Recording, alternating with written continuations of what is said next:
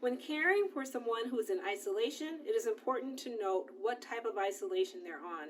Typically, there will be a sign posted on the outside of their door describing what type of isolation they're on and what kind of PPEs that are necessary to care for that resident.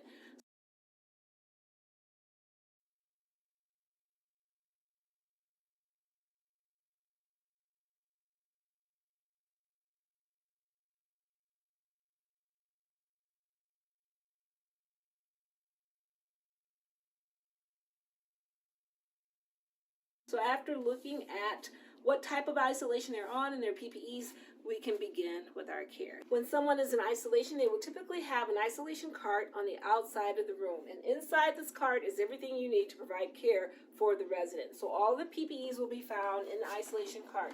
So the signs letting us know what type of isolation they're in, masks. The second drawer usually has the gowns, and the third drawer usually has the biohazard bags, red bags. So let us begin. I've washed my hands and gathered my supplies, and I have 2 barriers where I can place my clean watch on so it doesn't become contaminated. So in order to take equipment into the room, I must always clean my equipment before use. So wearing gloves, so sanitize my hands, and putting gloves on to disinfect my equipment. So using a disinfectant wipe, I'm just going to clean the equipment that will be used on Mrs. Jones. So cleaning.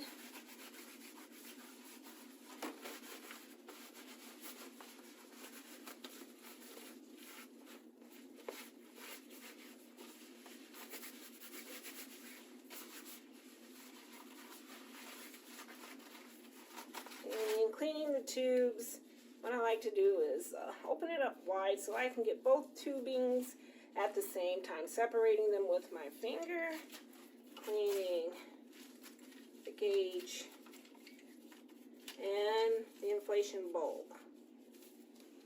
I'll just set this here right alongside my watch.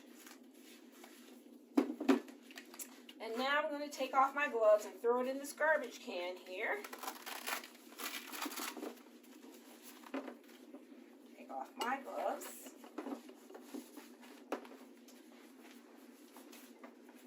Throw it in this garbage can and wash my hands. Now I am ready to put on my PPEs. So going from top to bottom, I begin with putting on my mask.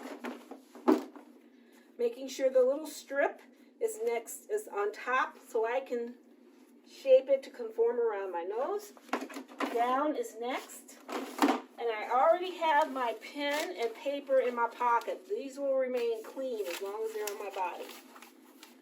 So, put on my gown. Making sure that the ties in the front are in the front.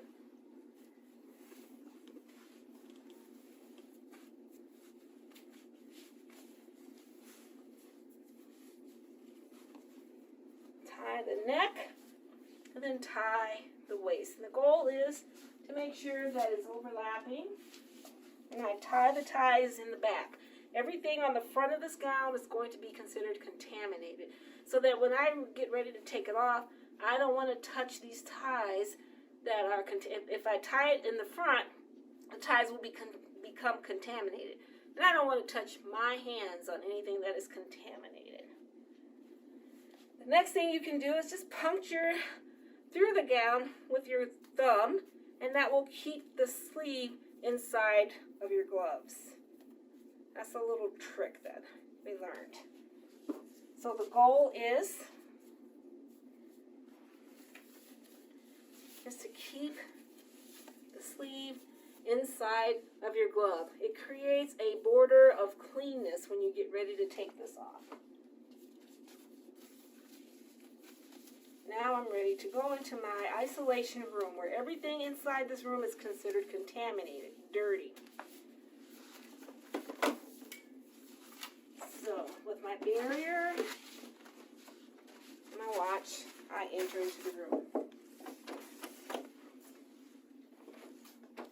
Coming into the room, I lay my barriers on the table for my watch.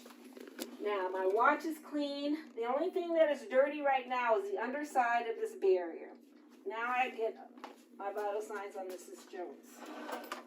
So, I'm simulating getting a blood pressure, and I've gotten a pulse and respirations. Now, this is considered dirty because it's come in contact with the environment, Mrs. Jones and her equipment. So I have to place this on another dirty surface. Dirty can always touch dirty. So everything in this room is dirty except for right here where my watch is. So I will set this anywhere. So I choose to set it right here. With the dirty pin that's found in the dirty room, I find a corner on my barrier to record my vital signs. And now, because I work in a facility that does not have extra blood pressure equipment, I have to take this contaminated blood pressure cuff on the outside of the room. So in order to do that, I have to clean the equipment. So taking off my dirty gloves, sanitizing my hands, I apply clean gloves to clean my equipment. So using 2 disinfectant wipes this time.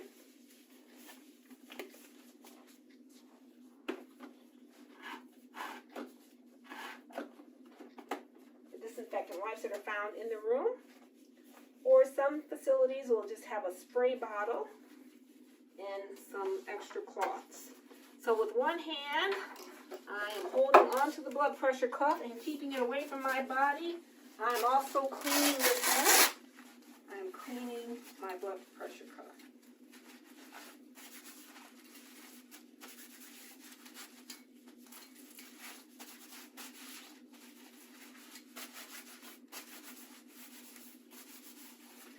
Sure I clean it really well, and then again make sure I clean the tubing. I just separate it with my finger as I go down the length of the tubing. Clean the manometer as well as the inflation bulb. Okay, this gets thrown away, and making sure I keep this away from my dirty uniform. This is clean. I don't want to recontaminate it. I set this on the outside. And now I'm ready. Since I am dirty, I will get the dirty garbage. It's overflowing. I'll bring it up and tie it off and hand it off to the person who's on the outside of the room with another biohazard bag ready to receive it. Okay, now let's bring up the new biohazard bag. And it's ready to receive my dirty PPEs.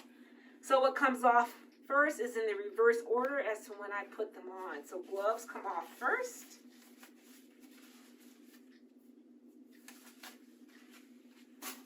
Wash or sanitize my hands. Untie the top.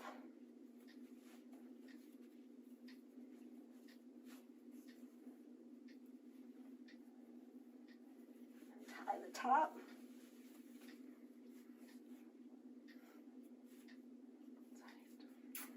Untie the bottom.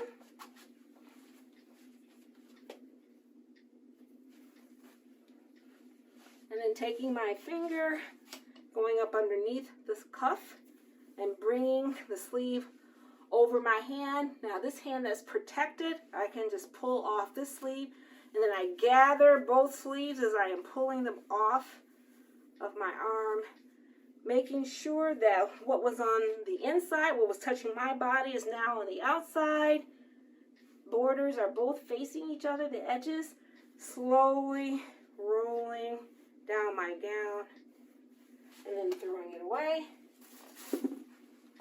Washing my hands again after I take off each PPE. I must wash my hands again. Now I am clean. I can go inside of my clean pocket and get my clean paper and my clean pen and record my vitals. My watch is clean. I am clean. I pick up my watch, and with the clean barrier, paper towel barrier from the bathroom, I just pick up the old barrier, throw it in the garbage, Get another barrier to open up my door. Open up the door, come on the outside, throw my barrier away. Take off my mask, throw that away. Sanitize my hands, and I am done. There are many ways for bringing out a contaminated tray out of an isolation room. So this is just one of many ways. So this tray is contaminated.